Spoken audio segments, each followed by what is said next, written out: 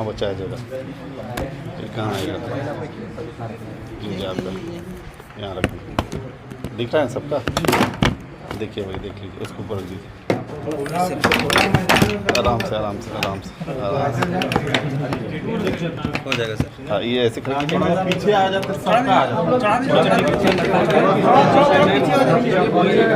छोड़ दीजिए सर, बोलिए सर थोड़ा सा नीचे कीजिए सर।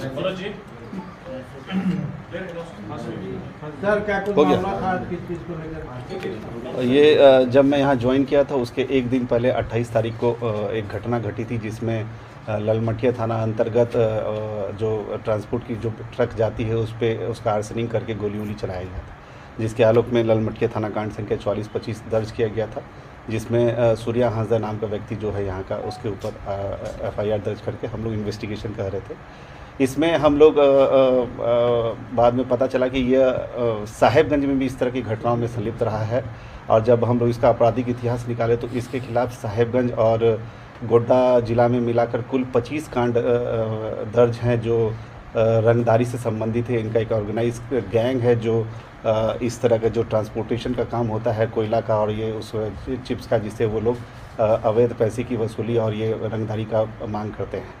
उसी के आलोक में जब ये केस दर्ज हुआ उसके आलोक में एक SIT टीम का गठन किया गया, जिसके द्वारा लगातार पिछले 2-3 महीने से जगह जगह पे छापेमारी की जा रही थी। इसी के आलोक में हम लोग बरहेट में एक हम लोग इंटर डिस्ट्रिक्ट मीटिंग भी किए थे इसी की गिरफ्तारी को लेकर, जिसमें सभी थाना प्रभारी के साथ जो इन्फॉर्मेशन हम लोग को मिलता है, जो इनपुट मिलता है, उसके आधार पर हम लोग लगातार प्रयास कर रहे थे कि इसकी गिरफ्तारी हो जाए। इसी आलोक में हम लोग को कल इसकी सूचना मिली थी कि यह देवघर में कहीं पहुंचा है। उसी के आलोक में एक छोटी टीम के द्वारा उसको वहां से गिरफ्तार करके लाया गया। गिरफ्तारी उपरांत उसको यहाँ पर कन्फेशन पे पता चला कि उसका कुछ हथियार और वो बरामद कर सकता है। उसी के आलोक में कल रात में जो SIT टीम गठित की गई थी वो बोआरी जोड़ थाना अंतर्गत कमल डेरी रहर बढ़िया पहाड़ के पास बरामदगी करने गई थी। जब टीम बरामदगी करने पहुंची तो वहाँ पर इसके जो साथी पहले से छुपे हुए तो उसके द्वारा फायरिंग की गई। इसके द्वारा भी अपना जो कस्टडी में जो जवान था उसको धक्का देकर उसका राइफल छीनकर भागने का प्रयास किया गया, जिसमें गोलीबारी चली दोनों तरफ से। आधे घंटे का लगभग जो मुठभेड़ चला, जिसमें हमारे टीम के जो द्वारा भी जो फायरिंग किया गया, फायरिंग जब शांत हुआ उसके बाद 2-3 घंटे बाद उसमें जब सुबह उसमें हम लोग उसका सर्च अभियान चलाए तो जिसके आधार पर पता चला कि जो सूर्या हांसदा है इसको मृत पाया गया।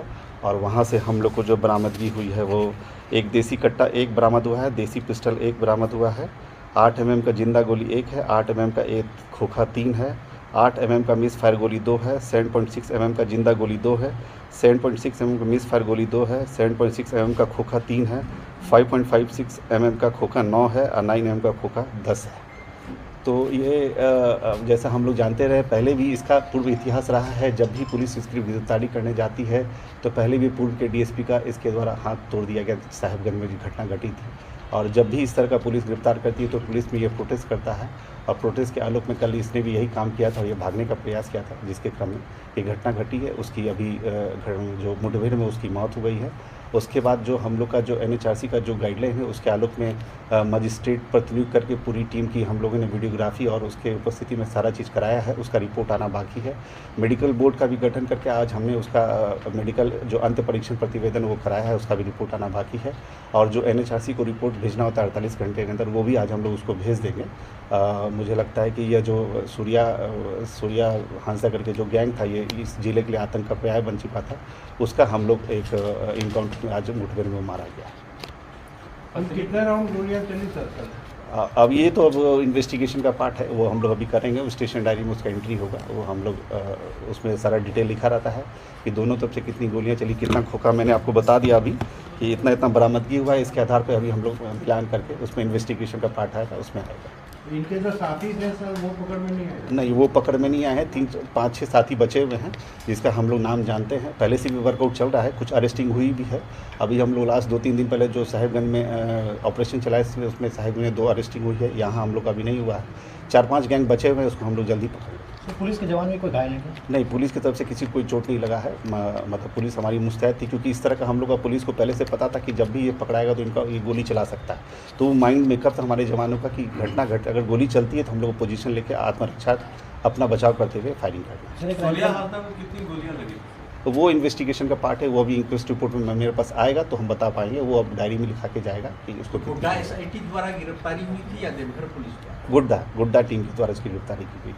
सर, इस पर देवघर पुलिस के द्वारा सहयोग किया गया था। सर, इस पर सीसीए लगा हुआ था और कितने केसेस इस पर थे और कौन कौन से पॉलिटिकल पार्टी से इसका रिलेशन था? देखिए सीसीए तो जब लगता है, जब ये जेल में रहता है 3 तरह का सीसीए लगता है। जब ये जेल में रहता है तो हम सीसीए उसको उसमें निरुद्ध करने के लिए सीसीए लगा सकते हैं, जिला बदल करने के लिए सीसीए लगा सकते हैं, या फिर थाना उपस्थिति के लिए सीसीए लगा सकते हैं। तो सीसीए का एक टर्म होता है, जब खत्म हो जाता है तो उसके बाद फिर से उसको जब ये अरेस्ट होकर आता तो हम लोग सीसीए लगाते।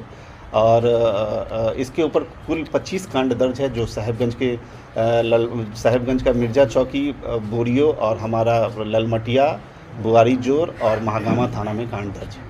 सर, ये वक्तव्य दिसंबर से लेकर अब तक इसके ऊपर कितने मामले दर्ज हैं? 25 मामले दर्ज। दिसंबर से लेकर अब तक अब तक जितने भी केस इस पे दर्ज है इसमें 25 मामले हैं। सर, कई फर्जी एनकाउंटर के भी आरोप लगाए जा रहे हैं। ये तो मजिस्ट्रियल इंक्वायरी का पार्ट है। हम लोग सभी एनएचआरसी को सूचना दे दिया है। जब भी पुलिस एनकाउंटर होता है तो ये हम लोग का नेगेटिव पक्ष रखता है। हम लोग फ्री एकदम ट्रांसपेरेंट सिस्टम रखे हैं, कहीं कुछ इस तरह का नहीं है।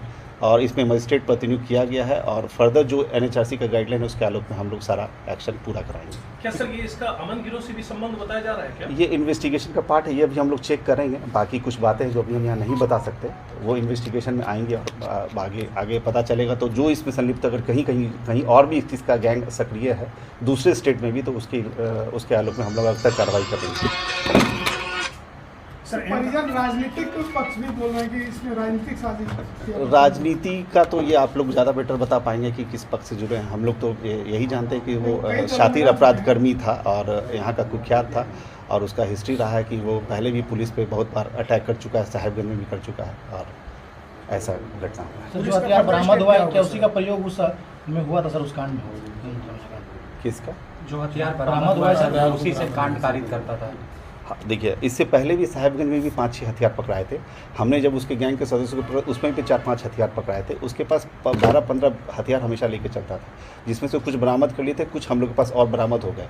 कुछ साथी जो उसके फरार हो गए, उसके पास भी कुछ हथियार है, जिसको हम लोग अभी लग करके उसको अरेस्ट करके जेल। सर इस टीम को लीड किसने किया था सर? ये इसमें एसडीपीओ गुड्डा, क्योंकि महागामा पहले लीड कर रहे थे क्योंकि वो अवकाश में थे, तो एसडीपीओ गुड्डा इसको लीड कर रहे थे। घटना घटने के बाद जब सारा मुझे इन्फॉर्मेशन मैंने डीएसपी हेडक्वार्टर को भेजा था सहयोग करने के लिए कि आप जाकर के वहाँ सहयोग करें। कितने मुठभेड़ कितने बजे की थी सर? ये रात को हुआ है लगभग 12:30-1 बजे के आसपास। इस परिजन एनकाउंटर बता रहे में हैं कि देवघर से उठाया गया है। तो बताए देवघर से मेरी टीम अरेस्ट की, तो बताइए। सर, कितने थानों की पुलिस इन्वॉल्व थी इसमें? इसमें ऑलमोस्ट 4-5 थाने का जो मेन हम लोग का जो है बुआरी जोड़, ललमटिया, महागामा, और क्योंकि टाउन का भी कुछ हेल्प हो जाता है, क्योंकि टाउन से बहुत सारा हम लोग को हेल्प मिलता है, तो टाउन मिला के हम लोग सारा। अब सर नेक्स्ट फर्दर स्टेप